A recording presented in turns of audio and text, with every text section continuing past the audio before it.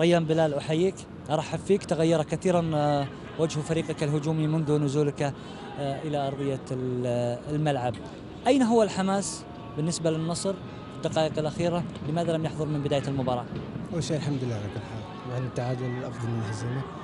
يمكن بداية المباراة الشوط الأول والشوط الثاني ما كانت المباراة فريقين، يعني كانت أغلب الدقائق في وسط الملعب. بس الحمد لله الشوط الثاني دخل نادي الفيصل سجل هدف، يعني حسينا بالخطر في آخر الدقائق. بعد كذا المدرب أجل تغيير، أجل 3 تغيير، يعني أدت فائدتها في المباراة، قدرنا نسجل هدف التعادل. حينما كنت تشاهد الفريق من قائمة البدلاء، كان واضح لك أنه في ثغرات من الممكن أن يكون أفضل النصر؟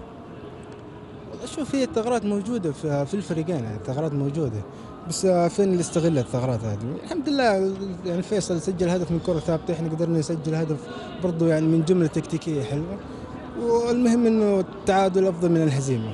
النصر ليس مطمئن رغم التعادل، على مستوى الأداء الفني في أرضية الملعب غير مقنع. يمكن مو غير مقنع، يعني يمكن بعد هزيمة الاهلي الفريق كان في تراخي شوية، ومباراة الفيصل يعني قدرنا نحافظ على انه اهم شيء ما ننهزم، انه تكون في تعادل فوز. ما الله كتب الفوز، كتب لنا التعادل، ان شاء الله المباريات الجايه بنكون افضل من كذا باذن الله. كرة الهدف براسك ولا بيدك؟ والله اهم شيء هدف، بالراس ولا باليد اهم شيء هدف. هي انحسبت هدف وواضحة اللقطة يعني. يعني الحكم شايف انها براسي، أنت شو شايف؟ انا شايف انها براسي كذا. لا أشوفها مرة ثانية. ان شاء الله باذن الله. يعطيك العافية ريان بلال. أحمد أبو مسمار، تفضل أحمد.